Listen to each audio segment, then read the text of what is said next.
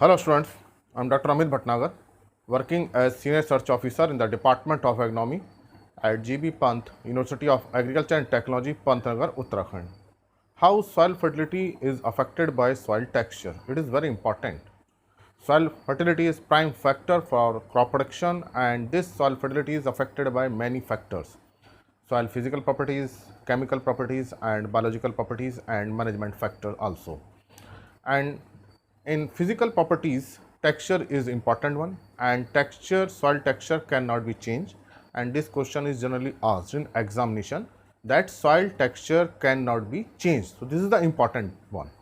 And this soil texture influence the soil fertility. It means in a location किसी area में अगर वहाँ का कोई soil texture है उसको हम चेंज नहीं कर सकते हैं. दूसरा, ये soil texture अफेक्ट करता है soil fertility को. तो कैसे करता है और कैसे हम फिर जो सॉइल टेक्सचर है उसको कैसे मैनेज करें कि सॉइल फर्टिलिटी इंप्रूव करें, ये इंपॉर्टेंट है. तो first of all there are two terms, one is soil fertility and second one is soil texture. तो this soil fertility is affected by this soil texture. So first of all, know what is soil fertility. In simple terms, soil fertility is the ability of the soil to provide the nutrient in available form. So available nutrient in available form. Okay. Second one is adequate amount, and third one is the suitable proportion. ना तो किसी nutrient को ज़्यादा दे ना किसी को कम दे. Suitable proportion. So these three things are very important. Number one, nutrient should be in available form, not in unavailable form. ना प्रेसिपिटेट फॉर्म में ना हो, कंपाउंड फॉर्म में ना हो, अवेलेबल फॉर्म में हो. Second one, adequate amount means so that it may fulfil the crop requirement. इतना दे सॉइल कि जो क्रॉप की रिक्वायरमेंट है वो फुलफिल हो सके. And third one is suitable proportion. Suitable proportion means if any nutrient is in high concentration that it may hinder the availability of other nutrient, means it may create the toxicity itself and reduces the availability of other nutrient, means antagonistic effect हो सकता है एक nutrient के ज़्यादा होने से दूसरे पे. तो suitable proportion चाहिए, adequate amount होना चाहिए और nutrient should be in available form, means iron form. Available form is iron form. So then soil is said to be fertile. And soil texture, you know, the soil texture is the relative proportion of sand, silt and clay. What is the relative proportion of these three is known as soil texture. If sand proportion is more, then soil is said to be sandy. अगर sand ज़्यादा है तो sandy कहते हैं. Clay proportion is more, then soil said to be clayey soil. And if there is a intermediate proportion, equal proportion, then soil said to be loam. तो loam soil में तीनों का लगभग almost equal proportion रहता है. तो ये कैसे, ये जो सॉइल फर्टिलिटी है कैसे ये सैंड सिल्ट क्ले से अफेक्ट होती है, it is very important. And this relative proportion of A soil, किसी एरिया में अगर किसी खेत का सैंड सिल्ट क्ले है उसको हम चेंज नहीं कर सकते, इकोनॉमिकली चेंज नहीं कर सकता. किसी घड़े में, किसी पॉट में तो हम सॉइल में गोबर मिला के या सैंड मिला के उसका टेक्सचर चेंज कर सकते हैं छोटे उसमें, लेकिन लार्ज स्केल पे बड़े एरिया में ये इकोनॉमिकली पॉसिबल नहीं है कि हम 1 एकड़ को 2 एकड़ का हम सॉइल टेक्सचर चेंज कर दें. And this texture influence the soil fertility. अब ये इसको अफेक्ट करता है. तो पहले तो ये कैसे अफेक्ट करता है, दूसरा हम कैसे मैनेज कर सकते हैं, ये इसको जानेंगे यहाँ पे. How this soil texture relative proportion affect this soil fertility. So first of all this sand silt clay proportion is based on the size. If we see the size, it is less than 0.002 mm. 0.002 mm से कम है तो then it is clay. इस size is 0.02 से 0.002 mm, then it is clay. And if it is 0.02 mm, then it is fine sand. And coarse sand is more than this one, so it is less then. तो जो ये categorisation है size के base पे, तो it means sand, if we see the size, the size sand is highest, then it is silt, then it is clay. Number one. तो पहली important चीज़ क्या है, सैंड का साइज ज़्यादा होता है. अगर किसी सॉइल में सैंड बहुत ज़्यादा है तो उसके पार्टिकल्स कैसे अरेंज होंगे, देखें हम इसको. अगर हम इसको सैंड का माने तो इसके particles are arrange in this way, the sand particles. And this portion is between the portion is the pore space. So there are large pore space, and in case of silt, size is small, and this pore space size reduces, but the amount of total pores increases. In case of clay soil, the size is very small, so this pore space, if we see the pore space, the size of the pore space, it is very less, but total porosity increases. आप इसको ऐसे समझ सकते हैं कि एक मान लीजिए सैंड का एक बड़ा पार्टिकल है और इसके अंदर देखिए कितने क्ले के पार्टिकल आ सकते हैं, बहुत सारे क्ले के पार्टिकल आ सकते हैं. सो जो ये क्ले के पार्टिकल्स हैं, in clay particles we see the pore space.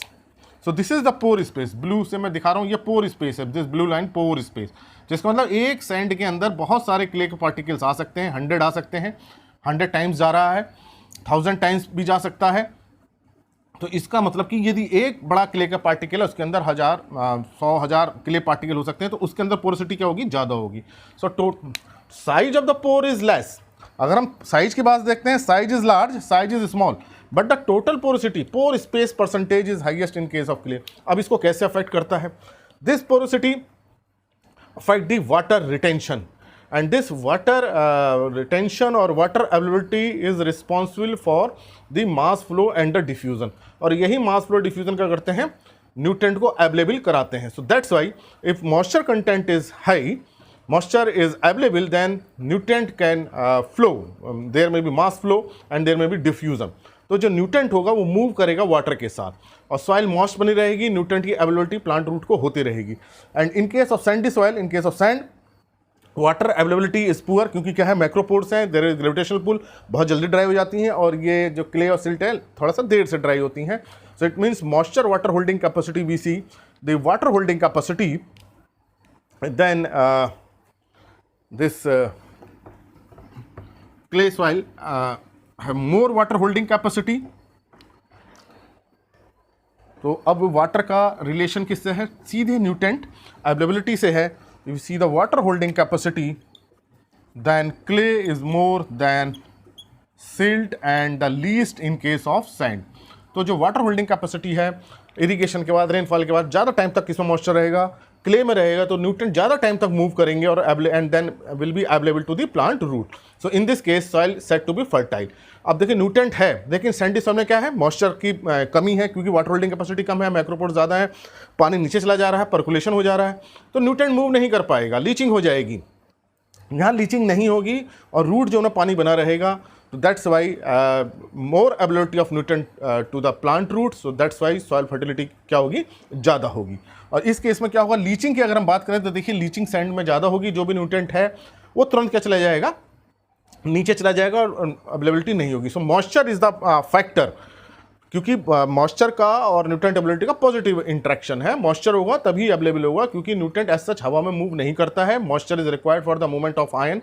किसी भी न्यूट्रिएंट के लिए मूव करने के लिए सॉइल में मॉइस्चर होना जरूरी है. ऐसा नहीं होता है कि वो एयर में जंप कर जाए, तो उसके लिए मॉइस्चर चाहिए. अब या तो किसके थ्रू जाएगा, डिफ्यूजन के थ्रू जाएगा या मास फ्लो के थ्रू जाएगा. इसी कारण से क्ले और सॉइल यहाँ पे क्या होगा, मॉइस्चर ज़्यादा है. बट क्ले सॉइल में क्या है, अगर एनरोबिक कंडीशन होगा, if there is a water logging, तो पानी बहुत दिनों तक बना रहेगा, then there will be anaerobic condition. In this case clay soil की फर्टिलिटी पुअर हो जाएगी.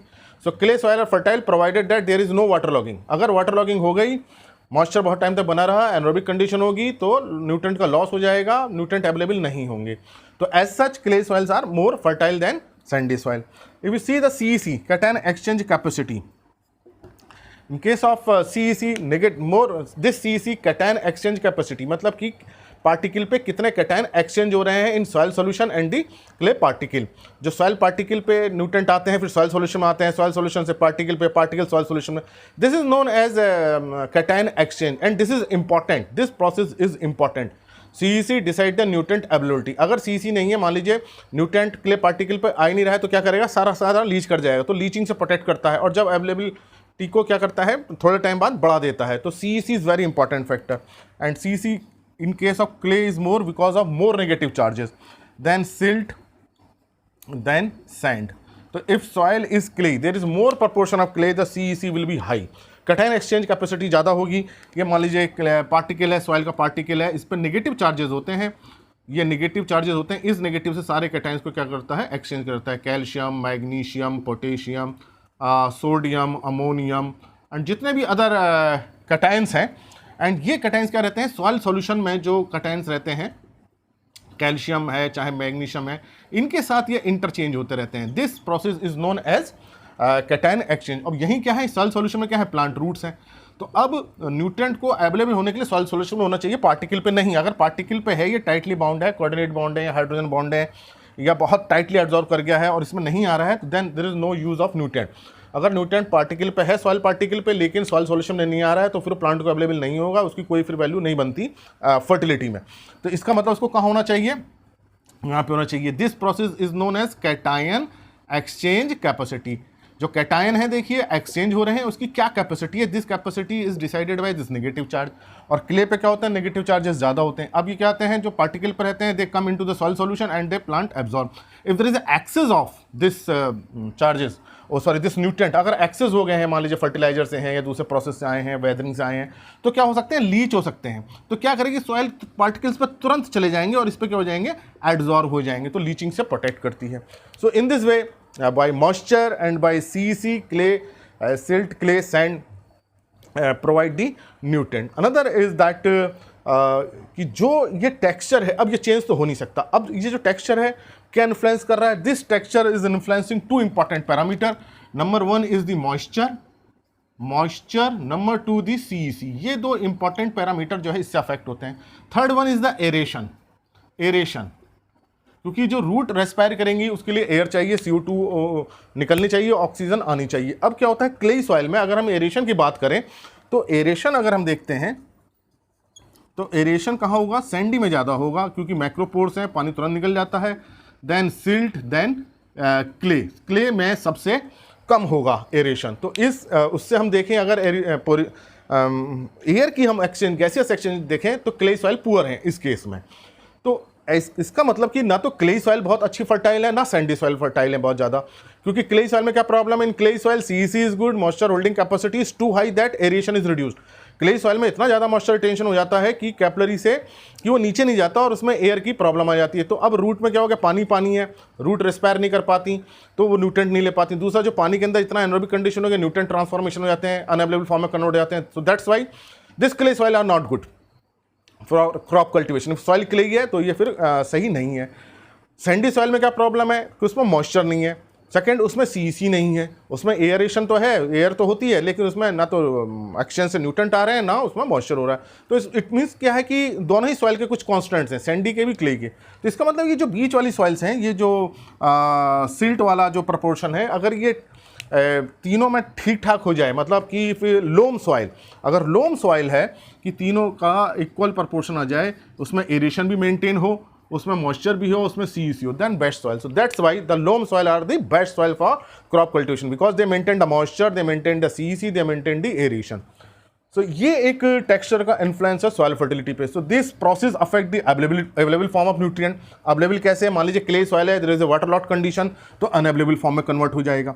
Adequate amount is decided by CEC, suitable proportion is also decided by CEC। तो ये जो प्रोसेस हैं ये अफेक्ट होते हैं सॉइल टेक्सचर से। सैंड, सिल्ट, क्ले इन प्रोसेस को अफेक्ट करती है, that's why soil fertility is affected. But we can not change the texture. किसी सॉइल में अगर 20% सैंड है तो उसको हम चेंज नहीं कर सकते। अगर 60% क्ले है, we can not change the clay economically on large field. So how we can manage, तो we can not change the texture, but we can change our management practices. If clay soil, अगर clay soil है, then light irrigation should be given, और उसमें anaerobic condition maintain ना हो, frequent tillage हमें करना चाहिए ताकि उसके अंदर एरेशन मेंटेन रहे। और अगर सैंडी सॉइल है तो हमको उसमें क्या है, मॉइस्चर में जल्दी जल्दी इरीगेशन देनी पड़ेगी, और बहुत हैवी इरीगेशन ना देनी तो वो भी परकुलेट हो जाएगा वाटर, और स्प्लिट एप्लीकेशन में फर्टिलाइजर करना पड़ेगा, रेगुलर इंटरवल पे हमें फर्टिलाइजर देने पड़ेंगे। तो इस तरह से हम इसको मैनेज कर सकते हैं। तो क्ले सॉइल में we have to avoid water logging, तो हमें हैवी इरीगेशन नहीं देनी है। Drainage facility should be there, कि अगर रेनफॉल होता है क्ले सॉइल में तो तुरंत हम ड्रेनेज कर दें, एनरोबिक कंडीशन मेंटेन ना हो। So clay soils are maintained by the drainage and by avoiding the heavy irrigation and frequent tillage so that aeration is maintained, क्योंकि clay soil में aeration की दिक्कत है। And in case of sandy soil, what is the problem? This problem of CEC and the problem of moisture। तो अब इस CEC को change नहीं कर सकते, that's why frequent application of fertiliser, split application में करना चाहिए फर्टिलाइजर का, सारा डोज एक साथ नहीं डालना चाहिए, अदरवाइज देर में भी लीचिंग। और इसको हम मॉइस्चर कैसे मेंटेन करेंगे, फ्रीक्वेंट इरीगेशन। फ्रिक्वेंट हमें इरिगेशन करना चाहिए, छोटे छोटे प्लॉट्स बनाने चाहिए, बड़े प्लॉट्स में बना के इरिगेशन नहीं करनी चाहिए, और छोटे प्लॉट को पहले इरिगेट करें तब दूसरे प्लॉट में हम इरिगेशन करें। तो इन प्रोसेस से by this management we can maintain the soil fertility. So this is the influence of soil texture on soil fertility. Thank you very much.